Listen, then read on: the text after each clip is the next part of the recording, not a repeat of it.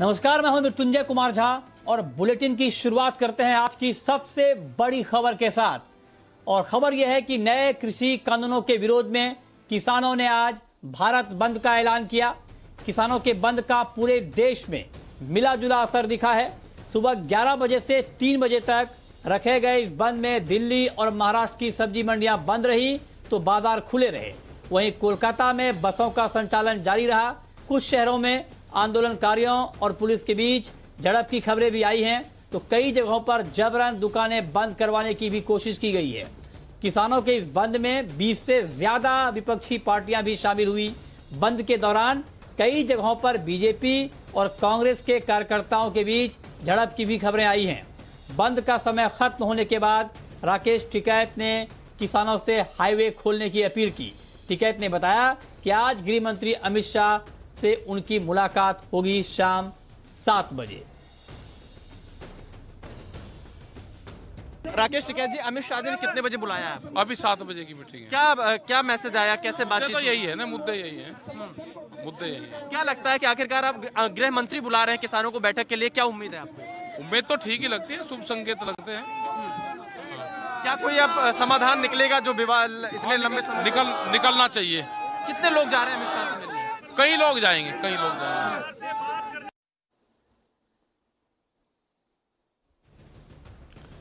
और आज पूरे दिन देश भर में बंद को लेकर के क्या हालात रहे, ग्राउंड रिपोर्ट बताने के लिए हमारे 3 सहयोगी इस वक्त हमारे साथ जुड़े हैं। कोलकाता से पूजा मेहता, टिकरी बॉर्डर से अपडेट देने के लिए प्रत्युष खरे हमारे साथ हैं और साथ ही पटना से आशुतोष चंद्रा हमारे साथ जुड़े हैं। मैं सबसे पहले प्रत्युष आपके पास आना चाहूंगा, क्योंकि दिल्ली इस पूरे आंदोलन का केंद्र रहा है पिछले 13 दिनों से। आज के हालात वहां पर क्या थे जब किसानों ने आज बंद का ऐलान किया, तो वहां की तस्वीरें क्या थी, वहां के हालात क्या थे, डिटेल में जरा आप बताएं।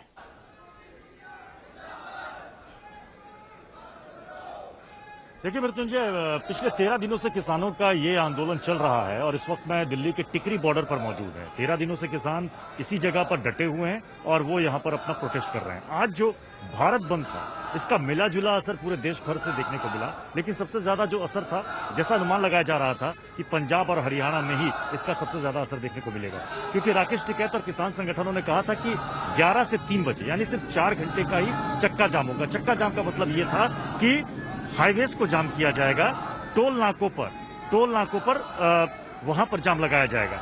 उनका ये साफ साफ कहना था कि हमने कभी नहीं कहा कि जबरन जाकर के आप दुकानों को, व्यापारिक प्रतिष्ठानों को बंद कराओ। ये अलग बात है कि ट्रेड यूनियन के कई संगठन इसमें शामिल हुए, इसमें ट्रांसपोर्ट यूनियन का भी इसमें सहयोग रहा, लेकिन सबसे जो बड़ी बात थी, जो विपक्षी पार्टियां, जो पॉलिटिकल पार्टियों ने सपोर्ट का ऐलान किया, इससे किसान संगठनों को ये ऐसी आशंका उनको लगी कि ये आकर के ऐसा ना हो कि पूरे हमारे आंदोलन को डिरेल कर दें। उनका ये कहना था कि देखिए अलग अलग जगहों से कहीं पर टायर जलाने की तस्वीर आ रही है, कहीं जबरन दुकानों को बंद कराया जा रहा है। उन्होंने कहा कि इसमें ये किसान कहीं से भी नहीं है, हमने ना ही कहीं रेल रोकी है। जो हमारा था वो साफ स्पष्ट था कि 4 घंटे के लिए हम जाम लगाकर सरकार को विरोध दर्ज कराना चाहते हैं कि देखिए हमारी मांगों को आप सुनिए। लेकिन इसमें जो अपडेट ये है कि अमित शाह गृह मंत्री से पहली बार किसान नेताओं की मुलाकात होगी इस पूरे बातचीत के क्रम में, क्योंकि इससे पहले गृह मंत्री से फोन पर ही किसान नेताओं की बातचीत हुई थी।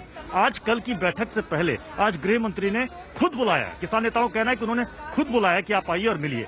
13 से 15 किसान नेताओं का एक डेलीगेशन है जो कि शाम 7 बजे अमित शाह से जाकर मिलेगा। उससे पहले केंद्रीय कृषि मंत्री नरेंद्र सिंह तोमर की मुलाकात हुई है मनोहर लाल खट्टर से, हरियाणा के सीएम से, और हरियाणा के ही 20 किसान नेताओं का एक डेलीगेशन कल मिला था नरेंद्र सिंह तोमर से, जिसने ये कहा था कि ये किसानों का जो कानून है ये उनके हक में है, संशोधन की आवश्यकता नहीं है। सरकार ये समझाने की कोशिश कर रही है कि देखिए कई किसान नेता और संगठन मान रहे हैं कि इस कानून में कहीं भी कोई खामी नहीं है। अब देखना है कि वो सारी बात और आज अमित शाह की इन किसान नेताओं के साथ बैठक क्या इसके बाद क्या दिशा लेती है, क्योंकि इसी पर डिपेंड करेगा कल 9 तारीख को होने वाली बैठक में क्या होता है। यस और नो, आपको याद होगा 5 तारीख को यस और नो 2 ऑप्शन रख दिया था किसान नेताओं ने सरकार के सामने, हाँ या ना, मतलब आप कानून वापस ले रहे हैं या नहीं। अब सरकार को बताना है कि कल क्या उसका रुख रहेगा, लेकिन उससे पहले आज की ये बैठक 7 बजे जो शुरू होगी, इससे कहीं ना कहीं कुछ तस्वीर साफ होती नजर आएगी मृत्युंजय की आगे ये आंदोलन कितनी धार पकड़ेगा, या फिर हम ये उम्मीद करें कि आंदोलन धीरे धीरे किसान नेताओं का ये प्रत्युष ने बिल्कुल ठीक बात कही कि आज शाम को जो बैठक होगी अमित शाह के साथ राकेश टिकैत को अभी आप सुन रहे थे जी बिजनेस पर, और उन्होंने कहा कि शाम 7 बजे उनकी बैठक होनी है। इस बैठक के बाद बहुत हद तक ये तस्वीर साफ होगी कि कल की बैठक की रूपरेखा क्या होने वाली है और कल की बैठक में क्या नतीजे निकलने वाले हैं, और बंद के बाद जो फीडबैक सरकार को भी मिला होगा उसका भी इंपैक्ट आपको कल की बैठक पर दिखेगा। अब चलते हैं सीधे पटना, और वहां से हमारे संवाददाता आशुतोष चंद्रा हमारे साथ जुड़े हैं। आशुतोष, पटना में आज बंद का क्या इंपैक्ट रहा, क्योंकि तेजस्वी यादव ने भी इस बंद को समर्थन देने का ऐलान किया था, एक मजबूत विपक्ष की भूमिका में वहां पर आरजेडी है, तो वहां पर क्या इंपैक्ट दिखा, क्या असर दिखा बंद का आज? देखिए ज़रूर, और बहुत दिलचस्प मामला रहा कि तेजस्वी यादव ने खुद अपील की थी कि उनके समर्थक बाहर निकले, बंद को सफल बनाएं, और खुद तेजस्वी यादव पटना में नहीं थे और ना ही वो सड़कों पर दिखाई दिए। दूसरी तस्वीर ये रही कि कहने के लिए ये किसान आंदोलन था, किसान के नाम पर भारत बंद बुलाया गया था, लेकिन पूरी तरीके से राजनीतिक पार्टियां, जो विपक्षी दल है, वो यहाँ पर नजर आए। हालांकि कल राष्ट्रीय जनता दल की तरफ से ये अपील भी की गई थी, एक प्रेस नोट भी जारी किया गया था कि कोई भी कार्यकर्ता पार्टी का झंडा लेकर सड़क पर नहीं उतरेगा, लेकिन आरजेडी के कार्यकर्ता झंडों के साथ नजर आए, कांग्रेस के कार्यकर्ता भी झंडों के साथ नजर आए। तो ये एकदम बिल्कुल अलग तस्वीर थी। जहां तक बंद के असर की बात है तो स्वाभाविक तौर पर लोग डर से बंद करना ज़्यादा बेहतर समझ रहे थे, कोई नुकसान ना हो जाए, इसलिए लोगों ने परहेज किया। लेकिन कुल मिलाकर कहें तो बंद की स्थिति कहीं भी नहीं दिख रही थी। और दूसरी सबसे बड़ी बात, किसान तो सड़क पर दिखे ही नहीं, क्योंकि पटना राजधानी के आसपास भी कई ऐसे इलाके हैं जहां पर खेती होती है, वहां पर भी किसान जुड़े हुए हैं, लेकिन कहीं भी ऐसी तस्वीर नहीं आई कि किसान सड़क पर थे। हाँ, सड़क पर लोग थे, पॉलिटिकल पार्टीज के नेता थे सड़क पर, पॉलिटिकल पार्टीज के कार्यकर्ता थे सड़क पर, लेकिन किसान कहीं भी दिखाई नहीं दिए। तो बिहार में कम से कम ये कहा जा सकता है कि लोग डर से थोड़ा सा परहेज जरूर किए, उन्होंने परहेज किया। आपको एक तस्वीर सुबह में भी मैंने देखी थी पटना के बस स्टैंड पर, जहां पर हजारों की तादाद में यात्री फंसे हुए थे, क्योंकि बस चालकों ने कहीं भी आने जाने से मना कर दिया था, क्योंकि उन्हें आशंका थी कि उनके बस में तोड़फोड़ कर दी जाएगी, इसलिए वो नहीं जा रहे थे। और पब्लिक ने भी साफ तौर पर कहा है कि इस तरह के बंद का कोई मतलब नहीं बनता है। जब सरकार बातचीत कर रही है तो बातचीत से मसले को सुलझाने की कोशिश करनी चाहिए, ना कि सियासत करके मसले को और उलझा देना चाहिए। तो फिलहाल यही परिस्थिति दिख रही है बिहार में कि बंद सिर्फ जो था वो नाम मात्र का था, और सियासी दलों की गतिविधियों के कारण, उनके हिंसक प्रवृत्ति के कारण यहाँ पर लोग दहशत में थे। जी, तो ये आशुतोष ने बताया कि वहां पर बंद का कोई खास असर दिखा नहीं, और किसान बाहर नहीं निकले, ये कार्यकर्ता वर्सेस कार्यकर्ता का मामला हुआ। और चूंकि आरजेडी, जो बात आशुतोष बता रहे हैं कि आरजेडी के कार्यकर्ता वहां पर सामने आ रहे थे।